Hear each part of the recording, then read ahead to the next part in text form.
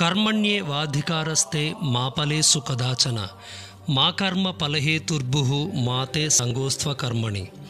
ఈ భగవద్గీత శ్లోకం మీరు వినే ఉంటారు. కానీ ఈ ఒక్క శ్లోకంలోనే మన జీవితం మొత్తం దాగి ఉంది.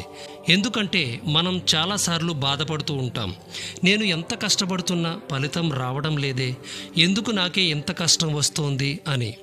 ఈ ప్రశ్న, ఈ బాధ మనలో చాలా మందిలో ఉంది. మన జీవితంలో ఏం జరుగుతుందో చూసి మనం బాధపడతాం, కానీ మనం మర్చిపోతున్నాం ఈరోజు మనం చూస్తున్నది గతంలో మనం వేసిన బీజాలే అని. ఇది శిక్ష కాదు, ఇది శిక్షణ. ఇది ఎవరో రాసిన కథ కాదు, ఇది మనమే రాసుకున్న మన కర్మ రహస్యం. ఇది యూనివర్స్ మన కోరిక విన్నదా లేదా అనే విషయం కాదు, మనం వేసిన కార్యం ఎలా ప్రకంపించింది అన్నదే అసలు విషయం. ఇప్పుడు ఈ వీడియోలో మనం ఈ శ్లోకాన్ని ఒక్కో పాయింట్గా అర్థం చేసుకుంటూ వేదాలు, భగవద్గీత అనుభవాలతో కలిపి ఈ కర్మ రహస్యాన్ని పూర్తిగా తెలుసుకోబోతున్నాం. ఇది మీ జీవితాన్ని బాధల నుంచి శాంతి వైపుకి, అలజడుల నుంచి జ్ఞాన మార్గానికి తీసుకెళ్తుంది. సో వీడియోని ఎండ్ వరకు చూసేయండి. వీడియోలోకి వెళ్లే ముందు మీ సపోర్టుగా జస్ట్ ఒక లైక్ చేసి వీడియో పూర్తిగా చూశాక మీ అభిప్రాయాన్ని కామెంట్ చేయండి.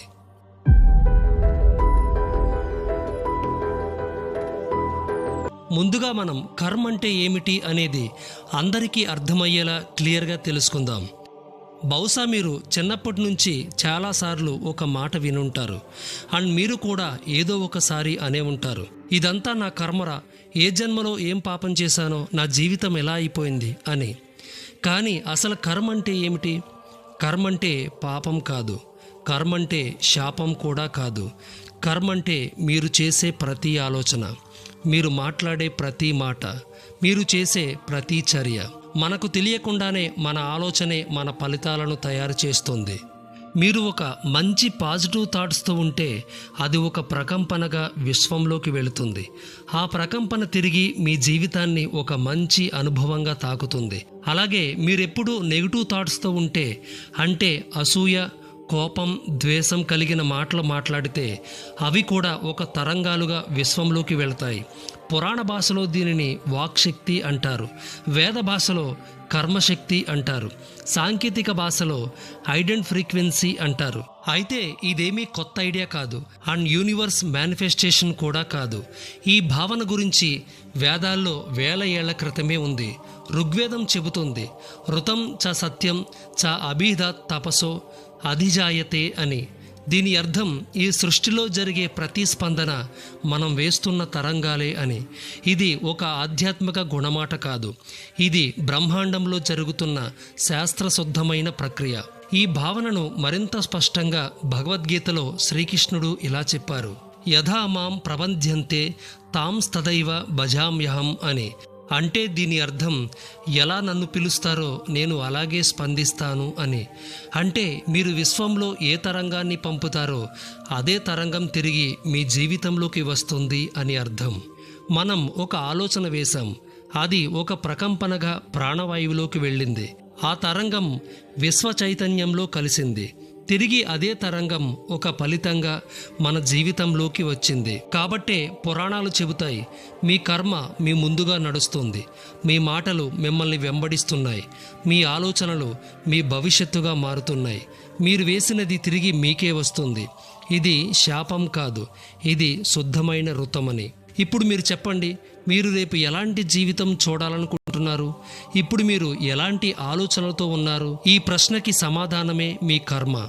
మనలో చాలామంది ఇలా అంటుంటారు, నేను చాలా మంచివాడిని, నేను ఎలాంటి తప్పు చేయలేదు, కానీ ఈ బాధలన్నీ నాకే ఎందుకు వస్తున్నాయి అని.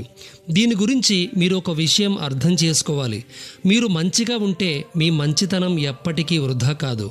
కానీ మీరు మంచి పని చేసినప్పుడు వెంటనే ఫలితం రావాలనుకుంటే అదే సమస్య. ఇక్కడ ఒక విషయం గమనించాలి, మీరు మంచి పని ఫలితం కోసం చేస్తే అది ఒప్పందం లాంటిది. కానీ మీరు అదే పనిని ప్రేమతో చేస్తే అదే నిజమైన పుణ్యం. ఇక్కడ విషయం ఏమిటంటే, మీరు చేసిన మంచి పని మీకు వెంటనే కనిపించకపోవచ్చు, అదే రూపంలో మీకు రాకపోవచ్చు కూడా. కానీ విశ్వం దాన్ని ఎప్పటికీ మరిచిపోదు. మీకు అవసరమైన సమయంలో రూపంలో, మీరు అనుకోని రూపంలో అది తిరిగి మీ దగ్గరికి వస్తుంది. దీనినే కర్మ ఫలితమని అంటారు. దీని గురించి ఇప్పుడు ఒక చిన్న ఉదాహరణ చూద్దాం. ఒక రైతు తన పొలంలో విత్తనం వేశాడు. అది భూమిలో అల్లుకుపోయింది. బట్ వర్షం రాలేదు, ఎండ మాత్రమే ఉంది. కానీ ఆ రైతు నిరాశపడలేదు. రోజూ నీళ్లు పోశాడు, శ్రమించాడు. కొన్ని రోజులకు మొలక వచ్చింది, ఆకులు వచ్చాయి, చివరికి దాని నుంచి ఫలం కూడా వచ్చింది. అయితే ఈ కథ కేవలం ఒక రైతు గురించి కాదు, మన జీవితం గురించే. మనం చేసే మంచి పనులు కూడా ఈ విత్తనాలాంటివే. ఫలితానికి కొంత సమయం పడుతుంది, కానీ ప్రేమతో, ఆశ లేకుండా చేస్తే ఫలితం ఖచ్చితంగా వస్తుంది. ఈరోజు కాదు, రేపు కాదు, కానీ మీకు అవసరమైన సమయంలో తప్పకుండా వస్తుంది. అదే నిజమైన న్యాయం, అదే నిజమైన విశ్వ విధానం, అదే నిజమైన కర్మ రహస్యం. మీరిప్పుడు అనుభవిస్తున్న జీవితం ఒక్క రోజులో తయారైంది కాదు. అది ఎన్నో రోజులు, ఎన్నో ఆలోచనలు, ఎన్నో నిర్ణయాల ఫలితం. ఒక్కసారి ఊహించండి, ఒక వ్యక్తి ప్రతిరోజు ఒక్కో ఇటుక వేసుకుంటూ గోడ కడతాడు. ఒక్క రోజులో వేసిన ఇటుకతో ఏం మారదు. 2 రోజులు వేసిన గోడ కనిపించదు. కానీ ప్రతిరోజు వేసిన ఆ ఇటుకలు కొన్ని రోజుల్లో గోడవుతుంది, కొన్ని నెలల్లో ఇల్లవుతుంది, కొన్ని సంవత్సరాల్లో ఆ ఇల్లు కాస్త టెంపుల్గా కూడా మారవచ్చు. మన జీవితం కూడా అచ్చం అలానే. మనం ఎప్పుడో పలికిన మంచి మాట, ఎప్పుడో చేసిన సహాయం, ఎప్పుడో నమ్మిన ధర్మం, ఇవన్నీ మన ఆలోచన విత్తనాలు. మీరు వేసేది ఒక్కో ఇటుక కాదు, మీరు వేసే ప్రతి ఆలోచన మీ భవిష్యత్తులో ఉండే జీవితాన్ని నిర్ణయిస్తుంది. ఫలితం వెంటనే కనిపించకపోవచ్చు, కానీ ప్రతి ఆలోచన, ప్రతి చర్య మీ లోపల మార్పును మొదలు పెడుతుంది. అది మిమ్మల్ని నిదానంగా మలుపు తిప్పి మీ దారిని మార్చవచ్చు, లేదా మీరు ఆ దారిలో నడిచే విధానాన్ని మార్చవచ్చు. అందుకే ప్రతి పనిని ప్రేమతో చెయ్యండి, ప్రతి మాటను శాంతితో పలకండి, ప్రతి ఆలోచనను స్పష్టంగా, శుద్ధంగా ఆలోచించండి. ఎందుకంటే మీరు రోజు ఎంచుకుంటున్న ఆ చిన్న మార్గమే రేపు మీరు చేరబోయే గమ్యమవుతుంది. ఇప్పుడే మీలో కొంతమందికి ఒక ప్రశ్న రావచ్చు, నేను చేసిన తప్పులకు తప్పకుండా శిక్ష అనుభవించాలా అని. అయితే తప్పులు ఎప్పటికీ అవి తప్పులే. మనసు తెలియక, భావోద్వేగంలో తీసుకున్న నిర్ణయాలు, ఏదో సందర్భంలో బాధించిన మాటలు, అవి మనిషి స్వభావంలో జరగవచ్చు. కానీ దాని అర్థం తప్పు సరైనది అని కాదు. తప్పు ఎప్పటికైనా తప్పే. అందుకే జీవితం మనల్ని ఆ తప్పును ఎదుర్కోమంటుంది, ఆ తప్పులోంచి నేర్చుకోమంటుంది. ఎప్పుడైతే మనం చేసిన తప్పుని నిజంగా అంగీకరిస్తామో, దాన్ని సరిదిద్దడానికి ప్రయత్నిస్తామో, అప్పుడే కొత్త జీవితం ప్రారంభమవుతుంది. శుద్ధంగా మారిపోవాలని అనుకోవడమే మొదటి మార్గం. ఎవరూ శాశ్వతంగా తప్పుల్లో ఉండవలసిన అవసరం లేదు. ఎప్పుడైనా మారవచ్చు, అది ఈరోజే కావచ్చు కూడా. దీని గురించి భగవద్గీతలో శ్రీకృష్ణుడు చెప్పారు, జ్ఞానాగ్నిన సర్వకర్మాణి భస్మసాత్ కురుతే అని. అంటే జ్ఞానమనే లోపలి వెలుగు మనం గతంలో చేసిన తప్పులను, మనలో వచ్చే నెగటివ్ థాట్స్ని పూర్ణంగా భస్మం చేయగలదు అని. మీరు పూర్తిగా మారిపోవాలని అనుకుంటే మార్పు అసాధ్యం కాదు. మీరు నిజంగా మారిపోతే గతం మీపై నీడలా ఉండదు, ఆ గతి గమనంగా మారుతుంది, మౌనంగా మార్గం చూపే గురువుగా నిలుస్తుంది. ఎప్పటికీ మర్చిపోకండి, ఈరోజు మీరు ఎటుపోతున్నారో అదే రేపు మీరుండే దిక్కు. ఇది కర్మశాస్త్రం కాదు, ఇది జీవితం మీద నిజమైన ఆశ.